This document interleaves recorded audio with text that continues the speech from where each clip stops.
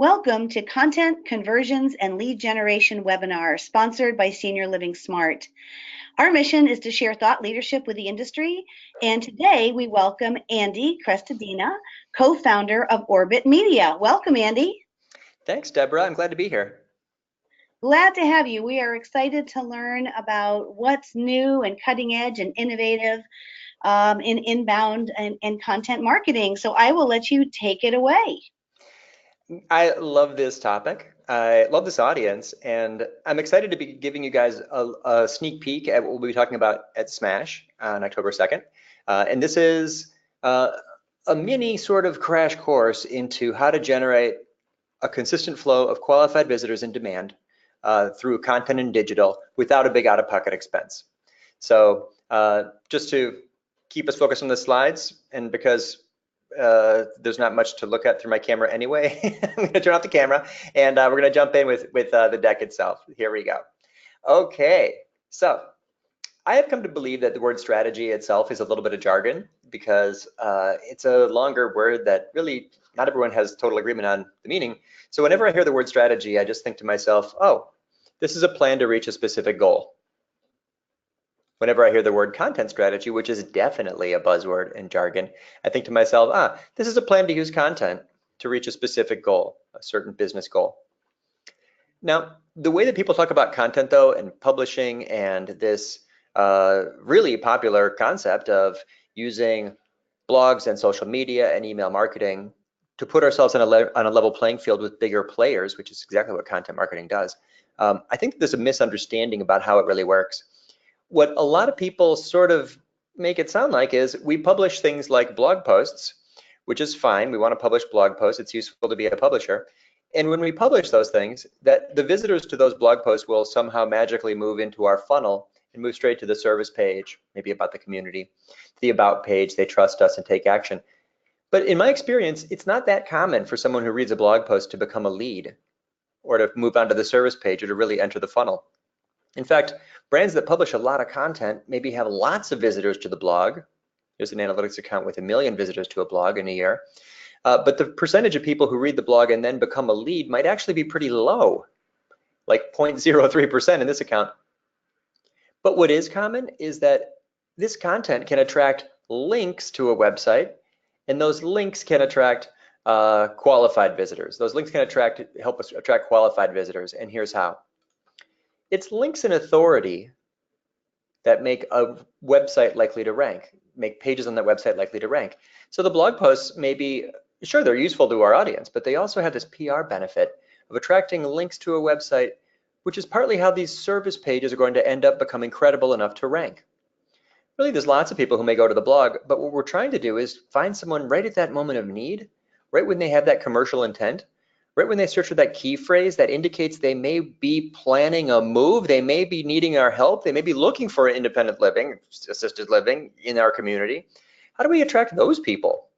Because that's really the visitor you're looking for. Well, the way to get this page to rank, the community or the service page, right, about assisted living or skilled nursing, we have to have enough authority for that page to rank. And we do that by publishing articles that can attract the links, that give the site enough authority to rank, helping those service pages rank, attracting qualified visitors. So I'm going to talk a bit about search during this. I think search is a really important aspect and one of the ways in which we're going to get those qualified people to the website. Now, step one is to focus on the audience, of course. It's focused on others, other serving content, right? It's not advertising, it's focused on helpful stuff. It's the help, not the hype. And to do that, we're going to set ourselves up with a mission. Now, I'm going to give you a mission specific to senior living, senior housing, and senior communities. But first, I want to give you some other examples of just other industries. Here's one. This is a friend of mine. We did this together while drinking a beer. He has a mission that he has published at the top. His website is where travelers get what? Expert advice, tips, and news. For what benefit? To make travel easier. That's their mission statement, and they have published it. For our site, we publish helpful stuff about web design. And here's our mission. It is where digital marketers find what? Practical advice on content, analytics, and web design. For what benefit? To get better results from their websites. So my first tip, my first bit of advice for each of you as strategists for your content and for your brands is to define this and write it down. Your content, and by that I mean your website, everything you publish, your blog, all of your PR, all your social media content, and everything you send in an email is where that audience gets that information for that benefit. Now, research shows that people that do this are actually more likely to report that they are successful at marketing. 48% of people who have a documented mission say that they're effective at marketing. People who don't, 57% say they are ineffective. So you'd think that most people would do it, right? In fact, most people don't do it. Only 28% of brands in this survey have a documented content mission statement, even though just taking that one step makes you 3 times more likely to succeed. So definitely, let's make a mission, right? Now, where does it go? My next tip is not just to document it, which everyone says. I just came back from a conference, everybody says, I have a documented mission statement. That's good, right? Like an editorial statement, like a publication would have. But what the magic happens when you publish it, because that tells people why they're here. The mission becomes the call to action, right? This is why you'd subscribe. This is why you're paying attention. This is the topic. This is at the top of the blog, at the newsletter. Everything that you do tells people what they're in here for. It also makes a great social media bio. Sort of weird. A lot of people don't have a good social media bio. They just sort of make it vague, and you can't really tell what their topic is. This person says they're a marketing manager. Great. This person doesn't even have a bio filled out. Seema says, I'm a unicorn. What your brand should have is a mini version of your content marketing mission statement as your social media bio.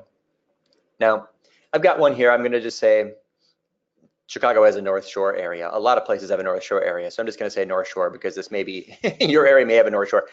The mission statement I'm creating as the cornerstone of my content strategy for the community that I'm working for, right, in senior housing, senior living, this is where North Shore seniors find tips for cooking and local events to stay healthy and make friends, right? I'm going to be focusing on activities and on food. That's going to be my mission statement, right? Sounds fun, doesn't it? So these are the topics that I'm going to then begin to publish. And there's some great sources of topics. One of my favorite is actually Google.com. Google.com is an amazing source of topics. And by just using Google.com, I'm going to have a way, Google's going to tell me all the things that it wants that I can publish about, right? So this is, I just type in Chicago's best because that's the area that I'm in. And Google gives me this beautiful list of all these things that people might want to know about, right?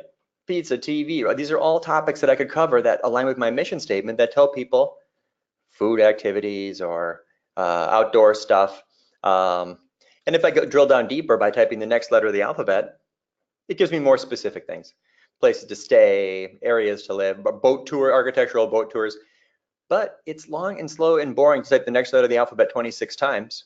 So what I'm going to do is go to keywordtool.io and type in Chicago's best, and it gives me a list of 385 of them. Look at that. Look at all these things. You could do this for your area in seconds. Look at all these things that you could talk about in your area that people want to know. Ideas that came directly from search, you're reading the minds of millions of people, finding out what they really want, what they love, what they care about, and then creating content that aligns with that exactly. It's part of the audience's concerns. Audience X is getting information Y on this list. And for benefit Z, you can imagine why they'd care. This is going to make that my brand, in this case, relevant to this audience, and I've got a reason for them to pay attention, right? I'm going to build a loyal, engaged audience, build their trust over time. And so that's definitely one of the ways in which I'm going to walking tours. You can see I'm going to just focus on, you're going to see I'm going to have a mini content mission. I'm going to show you a content strategy at the end. And I'm going to focus on walking tours and outdoor stuff and food, right? It's going to be fun. Secret restaurants. There's secret restaurants in Chicago. My audience might love that. But possibly the best source of content is the audience themselves. Whoever the sales associates are in your organization, if they're listening and they know what the most important questions are, we did this exercise with a community that I was working with where people want to know about pets. If your website doesn't address that concern, that possible objection of, are we pet friendly? Then the visitor who comes to the site is maybe just going to leave and go to a different website to find the answer. And now they're not in your funnel, they're in someone else's funnel.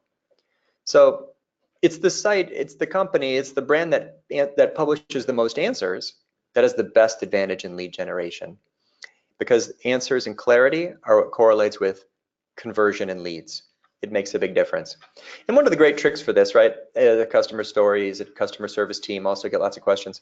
One of the great tricks for this is just to look in your email sent mail folder, because there are lots of messages in there where you're answering people's questions, and there's so many content and topic ideas in there. Really, really useful. So once you start to get topics, I want to suggest here that there's sort of a focal distance element in play, and that we can zoom out and get high level sort of lists, and zoom in and get in-depth detailed stuff. And you can publish content at any depth. Sometimes people just want to scan stuff. Some questions people want to go deeper and find a good answer. So where I might create an article about the top North Shore restaurants, probably a subtopic of that might be dessert. And here are our 5 favorite desserts in the neighborhood. You can imagine how your audience might really become interested in where you are specifically, or how delicious their life will be going forward if you start to publish things like the top 5 desserts, right? So, and why someone would care enough to subscribe to your newsletter or stay engaged with your content or follow you on Facebook if you're publishing this kind of stuff. You're going to build attention, trust, loyalty, and awareness in a way that puts you on that level playing field. Like Deborah, and I both agree, we want to be on that level playing field with the bigger brand, the bigger budget. It doesn't take a big budget to publish the top 5 desserts in your neighborhood, right? It just takes the phone in your pocket with a camera and a little bit of, sort of a food critic type content. And then maybe we go with the interview of the North Shore's best chef, right? Who wouldn't want to know what they're working on? Now, there's one format that I really want to focus on here, which is research. Research is really, really powerful, and here's why. It's not true that good content's good and bad content's bad. What is true is that good content is amazing and bad content is useless. Most blog content gets basically no results, and a tiny percentage gets huge results. This is fascinating to me. And when I found this research by Steve Rayson at BuzzSumo, I latched onto this as a possible strategy, content strategy, and it works really, really well. What he found after analyzing 1 million articles is that most content nobody ever links to, and most content, or 75% of content never gets linked to, and 50% of content gets 2 or fewer Facebook interactions. That's extremely low. If you have 2 or few Facebook interactions, you basically have no Facebook interactions, because that's probably like the author and the editor, or it's like the blogger and their mom. Not a good outcome. So we want to stay on the far right as we can on this horrible, nightmarish hockey stick curve, knowing that most stuff doesn't get results. So what does work? What does get results? It's interesting what Steve found. He learned that I'll read the quote. If you want to create content that achieves a high level of both shares and links, then you should concentrate on opinion-forming authoritative content or well-researched and evidenced content. My paraphrasing of this: if you want to get content that achieves results in search and in social, publish strong opinions or original research. Now, I'm going to immediately walk back from that first idea, because I think it's really hard to have a content strategy that focuses on opinion.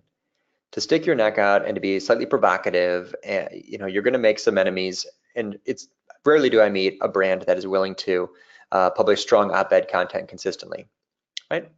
It'd be like strong opinions would be like, restaurants to stay away from. We're not going to make friends that way. But original research I do want to focus on, because I think it's going to outperform everything else. And here's 3 examples: observation, aggregation, and a survey. Now, I probably could find examples from the senior living industry, but I'm going to just use examples here from my marketing, because I have the results and I can show you the analytics. And the first one here is going to be an example about just observation. So we work with clients, we build websites. And one of these clients comes to us and says, we want a website, and here's what we're thinking about, and we want a search tool. And we kind of challenged them that, because it was a very small site. You don't really need a search tool. And they asked if that was standard to have a search tool. I kind of explained it, my thoughts on it, but I didn't have data to back it up. And it made me wonder, really, what is standard on websites? So I ended up going out and getting the data. And it worked like this. I simply went to alexa.com, which has a list of websites in every topic. And I made a list of elements or aspects of websites, and I sent that to a virtual assistant, who replied back with after reviewing those sites and told me which sites had which features. And if 75% of the sites had a certain feature, I called that a standard. If 50% had it, I called that just a web convention. And I published an article that showed what websites have what features, like what's standard and what's not. And the results were amazing. So many websites, so many sites have linked to that article. So dozens of websites have linked to that article. And remember, those links are what makes my site authoritative, and that's my best chance of getting my specific pages to rank, my sales pages to rank. So, but that article also creates lots of visibility. It ranks number 2 for web design standards, and it attracts a lot of attention. It attracts a lot of visibility. It's an older screenshot, which I'll probably update here before Smash, but thousands of people have seen that article over time. This is what analytics looks like when you rank higher and higher for a key phrase over time. That's just one specific page, web design standards, and this is when it ranked low, and this is when it starts to rank higher until dozens of people see it every day. Here's another piece of research that I did that was really just aggregating data from other sources. And I published a piece about how much money marketers make. I don't know how much money marketers make, but this kind of fits into my content strategy, right? I'm trying to help these marketers, and sort of a fringe topic for me, but it worked so well, I was very tempted to publish it, and I did. I basically just went to payscale.com and to glassdoor.com, and I got the median. I published the median data from those 2 websites in June of 2016 and showed the median compensation for marketers with different job titles. Then I did it again 18 months later, and I was able to publish the increase in certain job titles, which, by the way, you guys are in exactly the right webinar right now. And by coming to Smash, you're going to be well positioned for your own careers going forward, because content strategist compensation is going up so fast. In 18 months, the average compensation for content strategists went up 40%. That is a shocking number. So important to mention on this piece is that I did properly cite those sources of the data, of course. Why would I not have done that? This is, in fact, I would love for them to provide quotes or share the article or publish it on their sites if they like, right? But attribution and citation is critical. It would be unethical to do this without that. I'm aggregating their data after all. I'm not pretending to be the authority on this. I'm just like a publication, just publishing a study, it's publishing their data. And it crushes it every year. When I've done this twice, both years, both times I've done it, it's gotten big overperformance in my email marketing results. Who wouldn't click on an article about that? You can imagine.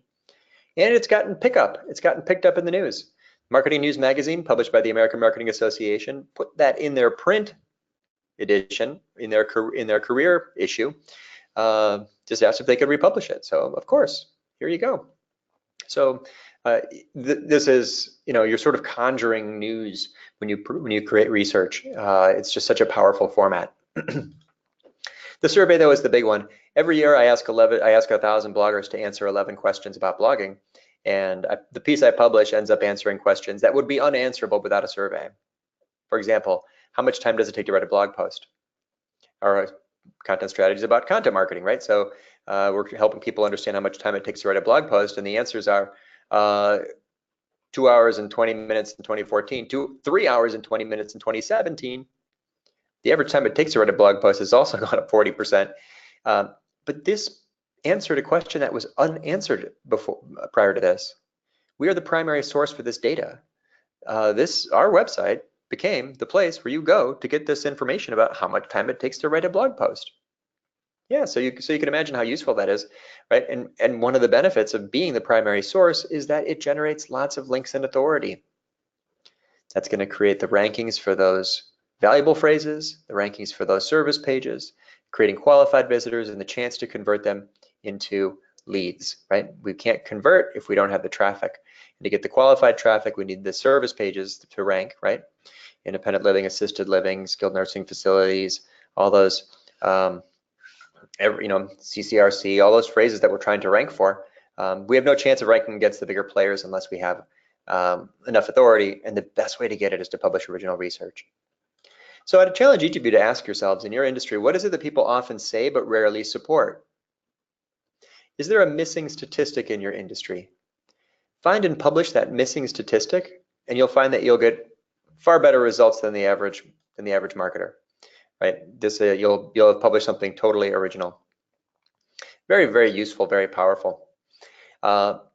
So as you go into this topic, I think that you'll find that it's going to differentiate you immediately. Most brands do not publish original research, probably because it takes a long time. It's much more difficult. That blogging survey is literally one piece of content, like one article, but it takes me between 100 and 150 hours a year to create.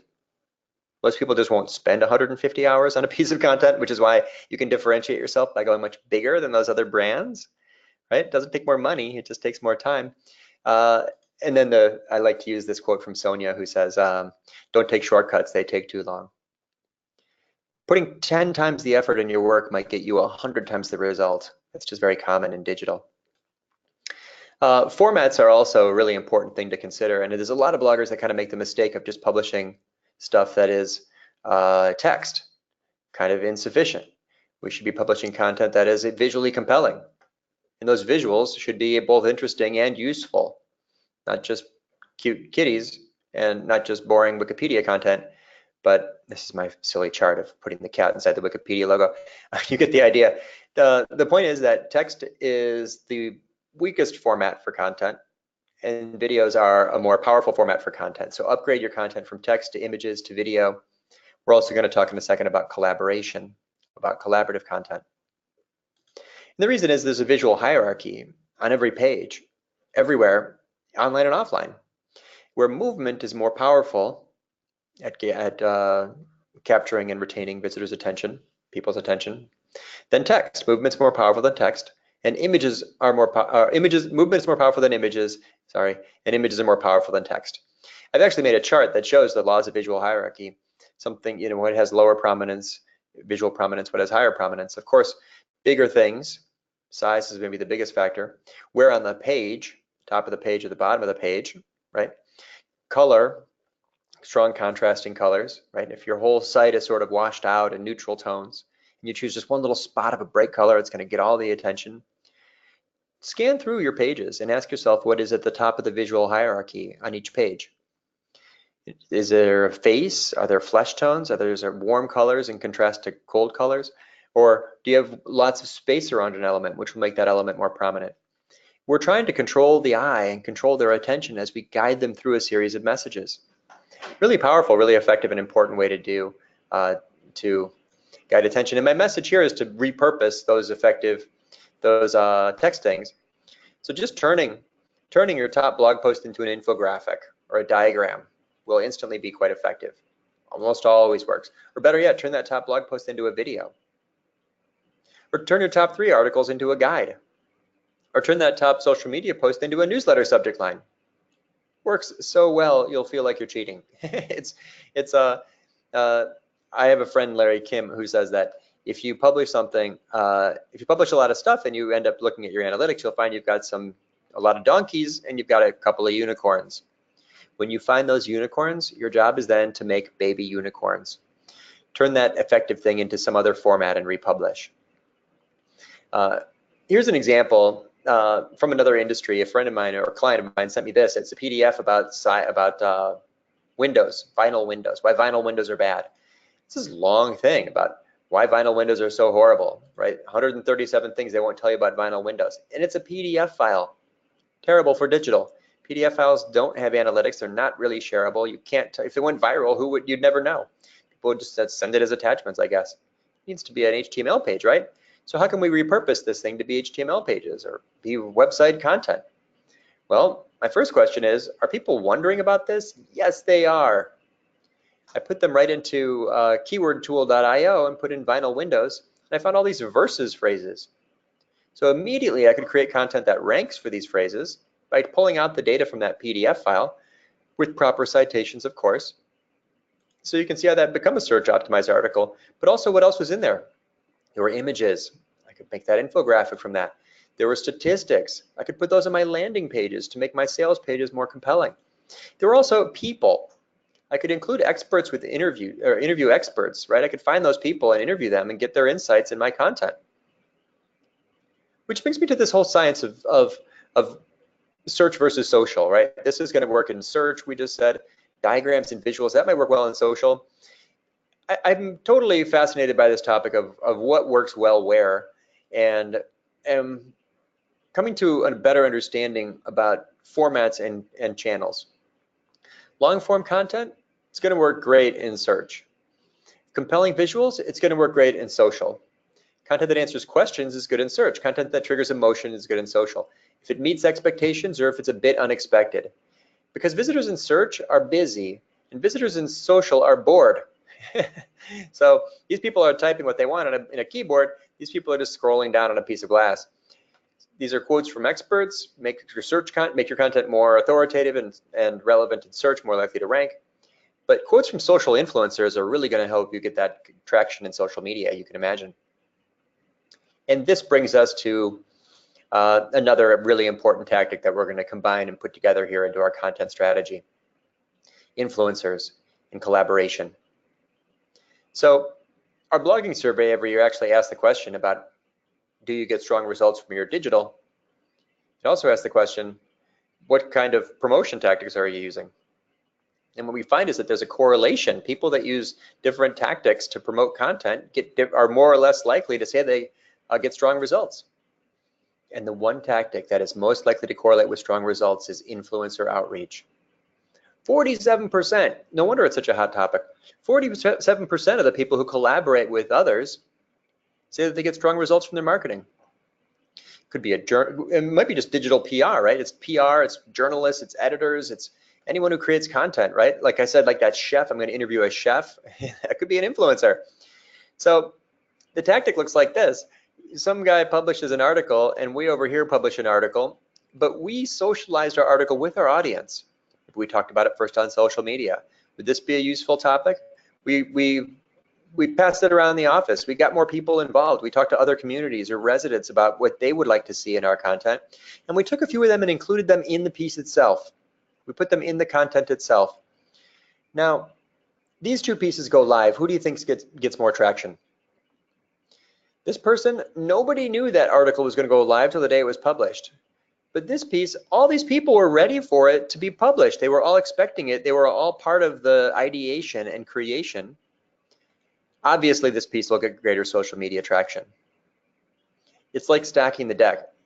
You include people in your content. Everyone knows that content should be designed to attract visitors. Obviously, don't create a piece of content without a plan to distribute it. And content optimized for search includes keywords. Everyone knows, use a target key phrase in your title and your header, your body text. But not everyone has figured out, another chance to differentiate yourselves, not everyone has figured out that content optimized for social media includes people. Put people in your stuff, put people in your content, right? There should be faces and names. Like a journalist wouldn't publish an article without reaching out first to some sources. Why would you publish an article without having a source? There's a lot of different ways to collaborate with other people on content. You can simply just find a quote somewhere on the internet and then include it in the piece and then mention them.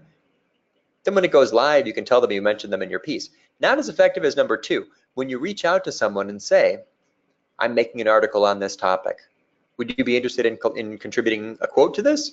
And when they say yes, now you've got a much stronger piece because they are expecting it to go live, right? You're working with them on it like a journalist would work with a source. Expert roundups, right? Here's what 20 North Shore music lovers like best in terms of concerts, right? Or the guest post. Hey, I noticed that you're writing great stuff over there. Would you like to write a piece for us? I would love to share your insights with my audience. And then there's the deep dive interview. Wow, you know everything about restaurant trends in Chicago. Could I interview you about what's happening with food and desserts in the Chicago restaurants this summer? People love to be interviewed. I've been teaching this tactic for a while, and it's one of those that I get a lot of good feedback on. People frequently write to me after presentations and say that collaboration tactic was effective, and it's not surprising because an ally in creating content is an ally in promoting content. I really do think of it that way. The number of people expecting your next article to go live should be greater than 0. Here's a screencast video of an article that I made where I'm going to scroll down and you can see all the people in it. There's Nick and Heidi and Emily are in this article. As you scroll down, you can see, look how visual it is. There's Steve and Sujan and Kathy and Barry. There's all kinds of people. There's Ian and Mac and Jason are in this article. All kinds of people. And so when this goes live, it's like a party. These people are ready for it to go live. They're excited to see it. So as I was writing it, I made sure to make a note of everybody who was included in the piece. Very exciting. I like to have it's a reminder to myself to go back to the template to see who I need to mention when I publish it on social media. So it's not just going to be shared, it's going to be shared with lots of mentions. So when it does go live, I'm going to mention them in it, or they'll mention it themselves. They're just talking about it themselves. They're going to do all the sharing for you. If you're busy that day and don't have time to promote on social media, you're going to get back to social media and see all these people talking about that article that you created together because you put so many people in it. This is BuzzSumo, which shows the sharing of any specific URL. Look at these numbers, 1,200 people shared that article. It's hard to get that kind of traction, and it's virtually impossible unless it was a collaborative approach. Here's my philosophy, which I encourage you to embrace. If you're not making friends, you're doing it wrong. You should be collaborating with people, and not just anybody. Remember, we're trying to create demand. It's not just social sharing doesn't correlate with revenue necessarily. What does correlate with revenue is qualified visitors who come to our search optimized pages for the things they need, right? The things we can sell to them, the revenue generating key phrases. So I need to rank for those, and to do so, I need to collaborate with content creators, because those people are the ones who create content. Therefore, they might create links. Therefore, they might mention us and pass authority toward us. So 1% of people create content, 99% of people consume it. This 1%, who are they? They are the bloggers, the editors, the journalists, the podcast producers, the event directors, the academic researchers, all of the people who run all the publications. And those people we're looking for more specifically because they can help drive that durable benefit. Here's just a Twitter search tool. Put in any topic, but add the word blogger or writer or author to find people that when you mention them, that's great, but they then may mention you later. I don't really care if I get shared on Facebook by someone. That creates a very short-term benefit.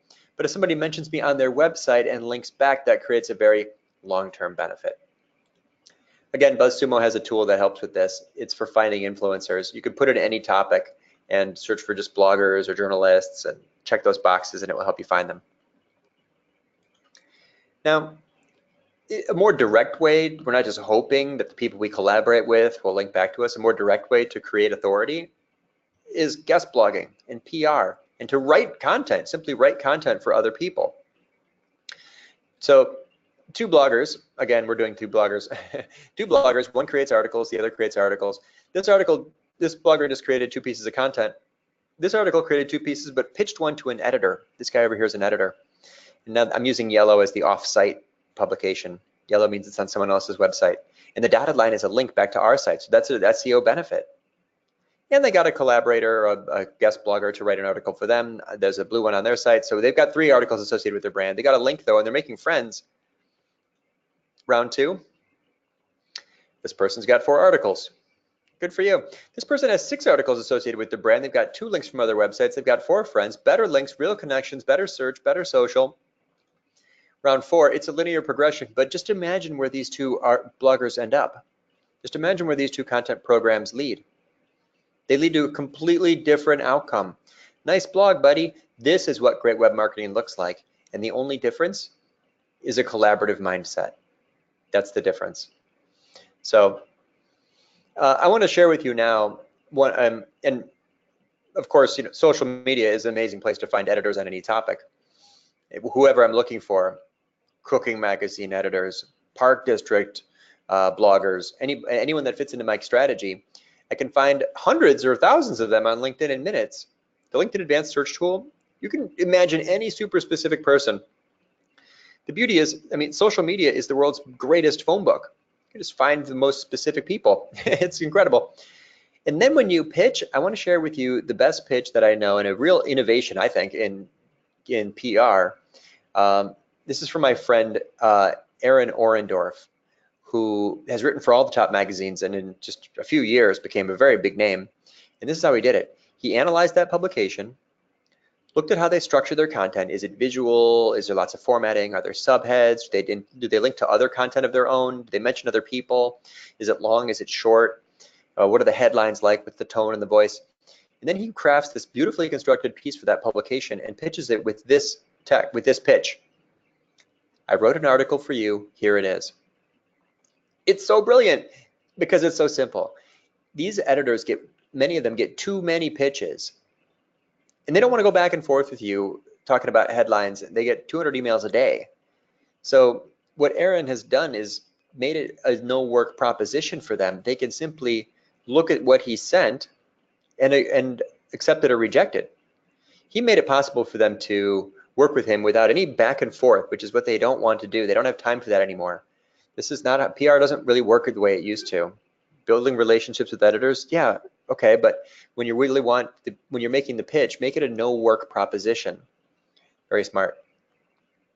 So now I'm going to put it all together into a mini content strategy, which I think is the most interesting part, because I'm going to combine everything we've talked about so far. The topics, that's what. The formats, that's how we're going to publish. The who we're collaborating with, and where we publish. It's not just on our site. They're host blogs. And I mentioned yellow is off-site publishing. Red is going to be our money page, optimized for the commercial intent key phrase. And blue will be the content marketing content, the blog stuff, optimized for information intent key phrases, right? These are the two main types of searches we all do online. Commercial intent, like Chicago plumber, and information intent. Why does my sink smell weird? There's 8 times as many searches, that's why this is a bigger circle, 8 times as many searches for information intent keywords as commercial intent keywords. So these people search for those 2 kinds of key phrases, and therefore we have 2 kinds of pages on our websites. We have the products and service pages promoting the community, talking about all the stuff that we do, how we help people as a business. And there's the blog, which is all the mini version of Wikipedia, right? The guide for the audience to do the things that align with our strategy and align with their needs, right? And this is how we help people with just more information about all kinds of things. And these people are the ones who might subscribe and might follow, and this is the content that might get linked to, right? Which is going to make all these pages more likely to rank because authority is by the entire domain. But it's these visitors who sort of enter at the bottom of the funnel and who may actually pick up the phone or chat with an associate or schedule a visit. These are the people who landed on those commercial, on the sales pages. By the way, this also sort of indicates why I don't like to link a lot from blog posts or from service pages to blog posts, because that visitor would be moving backwards up the funnel. I want them to go from blog posts to the service pages, but I don't really promote blog content and content marketing content on these communities and the products and the services, because these pages are designed specifically to create demand. They're designed specifically to answer questions, support those questions with evidence, and give calls to actions to convert. Come in, become a lead, call an associate, ask us a question, right? I'm trying to get that. Once they start here, it's all about the conversion. It's all about, so that's the cheese, that's the mousetrap. It's all about the mousetrap, but the content is the cheese. This is Barry Feldman. If the website is the mousetrap, the content's the cheese. So this is the page, the money page, the commercial intent key phrase page, and I'm going to optimize it for independent senior living Chicago. You get the idea. That's a key phrase people use. I can tell people use it. Independent living community in Chicago.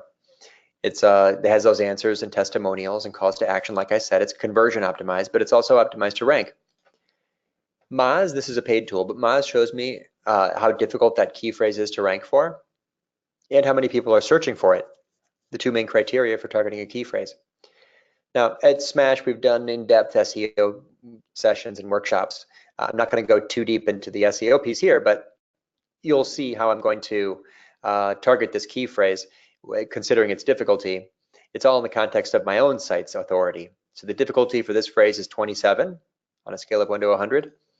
But my site's authority, I've made up a name, I'm called Tangley Oaks. Tangley Oaks, that's my community. Our authority is only 18 out of 100. So how can I compete for this? Well, I'm going to make the research piece. the anchor piece, the top 50 parks rated by seniors. Right? I'm going to talk to a bunch of seniors and find out what the best parks are on the North Shore, and it's create a piece of original research. This is the #1 park as rated by your peers. It's original. It has maps to all of them. It has charts. It shows which ones are #1s. And I'm gonna work with collaborators and influencers on this piece. And by the way, if you want to download the full guide, just give us your email address and you can download a printable ebook. It's a PDF file with maps. It has everything about the best walks you can take on the North Shore. I bet this would work. I seriously just, this content strategy, I think you could kind of use this as a template.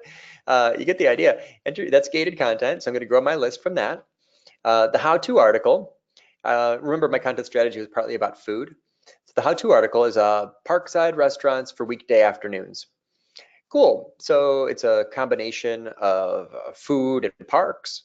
I'm going to talk about the things you can do, how to make a weekday afternoon pleasant by finding a good place to eat and a short walk nearby.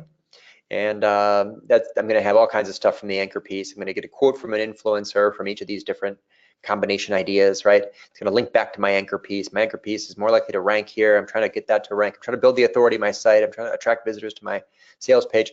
And then the how not to article, the evil twin, how to waste a beautiful day in traffic, right? The downsides of picking a lunch spot and an activity that are distant, right? Like, or the problems or the worst roads or the worst parks, or a story about a bad day. And that's going to make actually a pretty fun piece for a publication to pitch as a guest post. There's my yellow dot. So find a local publication. Ideally, it's a site with high domain authority themselves that will pass the most value to you, SEO value and ranking potential. And in that article, it might be just about how not to do that thing. It's kind of the same article written from the other angle. It's called the evil twin. I call it the evil twin. So instead of like 5 North Shore parks that are perfect for picnics, might be one called no parking, bad traffic, and rough trails. 5 parks to avoid this summer. Just typos.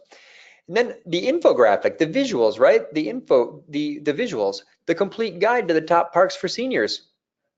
That's going to be a great piece. It's designed, it's got charts, it's got statistics, it's got the maps. It's going to be a nice visual piece. You can imagine how a visual guide would be useful and get engagement and work well on social media. Remember, the visuals work great in social. And it's a short article and it links back to the anchor piece. Now I'm going to pitch that also as a guest post to other people and say, walk in which woods? The best loved parks for Chicago seniors. You can imagine how that would work well, right? It's kind of the same infographic, and I'm pitching it to local newspaper. That, of course, is going to link back to the research because that's a citation. Of course, they should link back to the research, right? It'd be unethical not to link back to the research. The article cites the original content, the primary source. And I'm also going to be working with influencers. As I said, influencers. So there's a local Top Chef winner. I want to get that person to give me a couple of tips for picnics. Picnic tips from local Top Chef winner. They've got a large following. They write for big sites. It could be an in-depth conversation, right? What to put in your picnic basket, what not to bring, where do you like to go in the region? And then I can pitch myself. Because I published original research, this is actually really easy. Pitch yourself to other places. Say, I've got some research on the top parks in Chicago, the best places for seniors to go spend their afternoon. Would you like to talk about that? Because you might be surprised with some of the results. There's some off the beaten path places that people love, your audience should really know about. Or there's some popular places that actually got very low ratings. Would you like to chat about that on your radio show, podcast, newspaper article, magazine? Yeah, of course, it's really easy to pitch yourself as an influencer. You're influential. As I said, you conjured up some original data. I'm going to write some blog posts now. Lightweight lunches. So I wasn't even thinking of this as blogging until now. I'm going to keep supporting this with more content, right, for the duration of this effort. Lightweight lunches, perfect picnics for short local hikes. And so maybe do an event. The August morning stroll. I'm going to do a monthly morning stroll. 8 a.m. photography and bird watching at Morgan Woods. I made that up. Would totally work. You could imagine people would come, once you've grown your list, you could even promote that with a Facebook paid social post, just maybe it's part of a series. Good content marketers create articles.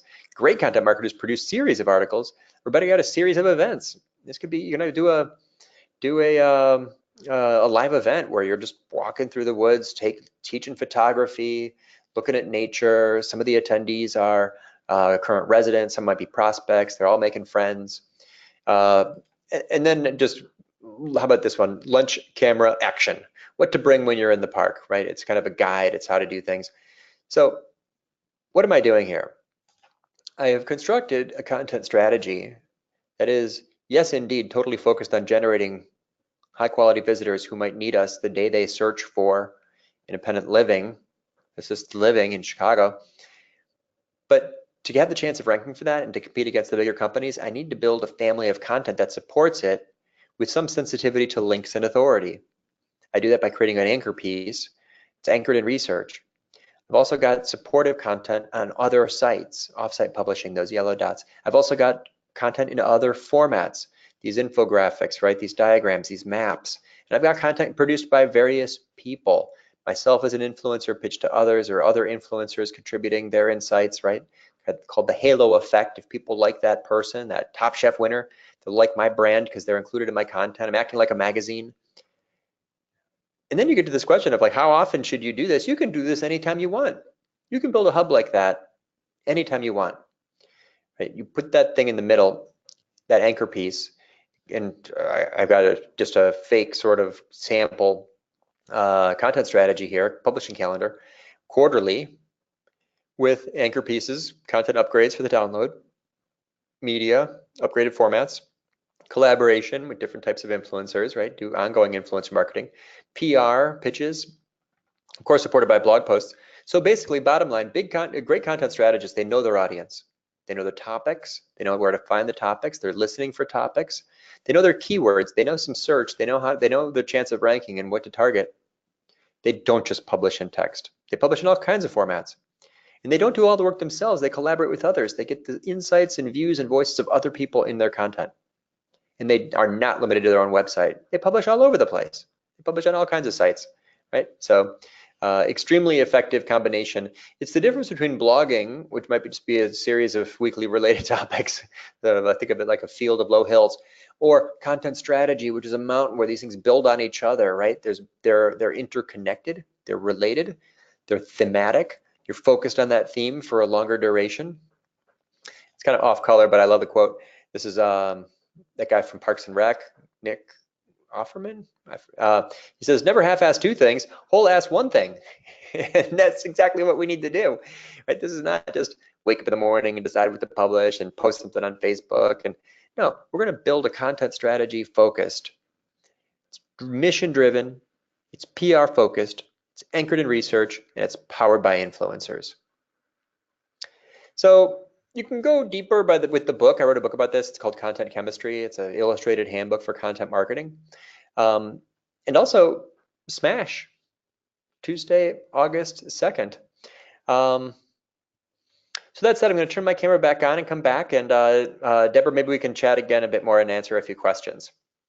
Yeah, that was great. Thank you. I took copious notes and certainly learned a lot. And we have some follow-up questions. The first question is, is there a magic number to how often I should blog? When I look at like 3 hours plus to do a blog, how many should I be producing? Do I do them myself? Do I find someone, a professional writer, to do that? What are your recommendations? Well, if we want to be top of mind, there's a minimum level of consistency that we have to maintain. I mean, you can't just publish, once a quarter and expect to have any awareness with your audience. On the other hand, we don't need to publish every day, because you can be very top of mind with people if your content's good without publishing every day. So I'd say probably monthly is almost a minimum for most content programs. But after that, you don't have to kill yourself. I mean, an article every couple weeks might work beautifully if it's part of an interconnected hub. So you are all in an industry where people take a long time to make that decision. They don't take it lightly. So you want to stay top of mind during that, but you don't have. That means that you can't do this twice a year, certainly, Right. and you don't have to do it every day. So monthly minimum, but probably weekly would be great for a lot of these places. Imagine a weekly email, like what to do in the community this week. that Mm-hmm. has a food tip and an activity tip, like how to stay active, how to make friends, how to meet people, something that aligns well. A weekly thing might be great. It might be a every Friday thing, how to help plan your weekend, or um, something like that. I think would be a decent frequency in this industry. Mm-hmm. Excellent. And the next question is, how do I handle content marketing with multiple locations? Yeah, I get this question. It's a tough question because you saw that I was leveraging the locality there. I was Mm-hmm. talking about, what to do in this region. You basically have to either, if you're big enough and have the resources, you can segment your list and make content just for this community. Sometimes these people have a separate website, separate email address, separate social accounts, and these people get that content in that area, these people get that content in that area. With fewer resources, your best hope is to generalize your audience into a non-geo-specific interest group. And maybe it's just publishing, instead of where to go out and eat, it might be just like what to cook, Mm-hmm. because that's not specific to a geography. So if possible, I mean, you like to have a strategy that includes live events because you're trying to pull people in. But if you're low budget for a large distributed network of communities, you might just have to generalize your content and not really go into the geo-specific or location-specific topics or recommendations or influencers or programs. Mm-hmm. Yeah, one of the things we did for a senior living smart member was who was struggling with that was we made the blog topics generic, but then we actually wrote local guides about parks Mhm. and dog parks and restaurants and farmers markets, and that became the premium content. So the blog could be generic about healthy lifestyle, successful aging, and then the downloadable premium content that was gated was really about that local market. And I know that that performed well for them. I believe it. That's really smart. So the local guide was promoted in the areas of the site that were specific to that area. Yeah, in the locations The page. locations page is cool. Yeah, Yeah, perfect. That makes great sense. yeah, it Uh, really worked well. And you mentioned, email lists and segmenting lists and really maybe zeroing on personas, which is wonderful and very strategic. So we have a question about, how do I grow my email list? well, a lot of people have email lists that they didn't really even realize, and there are non-spammy ways to reach out to people for whom you've collected their address in the past and request their permission to send them something new and original and put them on an actual list. So look around. If you have a database, it may be fine to just send an invitation to all the people who have ever come in and say, we're going to be published. Here's a local guide if you'd like this kind of content. Please, by interacting with us here, you'll be giving us permission to send you email. Very common and effective. Another way, though, is we talked about the gated content briefly. That works if you already have traffic. The key is to make the email call to action specific, which we also mentioned. So what would they be getting? No one's going to subscribe unless you tell them why. And a lot of the sites in this business, I look and I see that their email signups are, and it's just like so vague. They don't tell people what the content they would get. So tell them what they're going to get, tell them why they should care, tell them what's in it for them, and be very specific. Give yourself room in that email subscribe area to write a couple of sentences about why they should sign up. If it Hmm. just says email sign up submit, trust me, you're never going to get any list growth. Specificity correlates with conversion. Yeah, I agree. Well, it's interesting because all the things that you shared was basically how we created the audience for this webinar, right? Yeah, yeah, yeah, yeah. This is good. We all converted. We all That's why we're here. We converted. so Exactly. we sent out an email to our list to promote the webinar and promote Smash, and that was our collaboration. And then people read, your blog. Thank you for submitting that. It was Sure. awesome, a guest blog.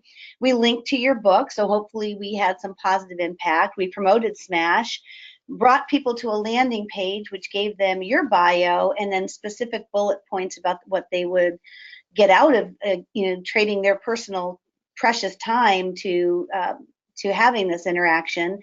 And for us, so hopefully we're able to serve our mission of sharing thought leadership and innovation across the industry.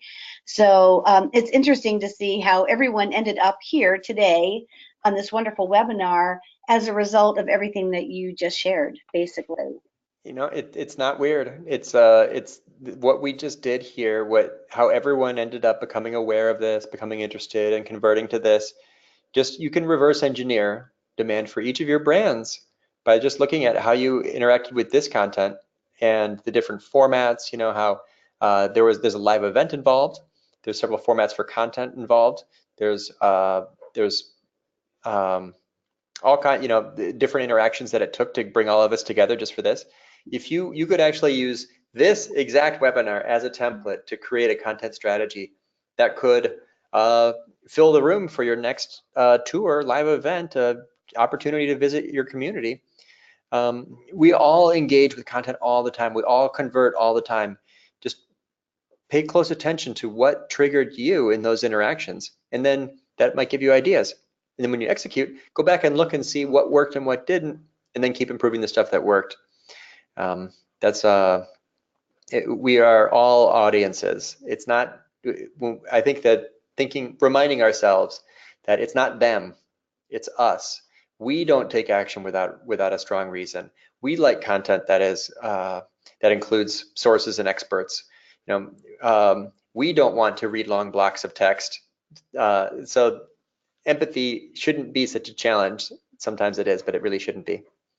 Yeah, I love that. And I have my last question. I'll wrap it up because we also put out the information about this webinar, through our social channels, through, for us, LinkedIn is very big in our Facebook following.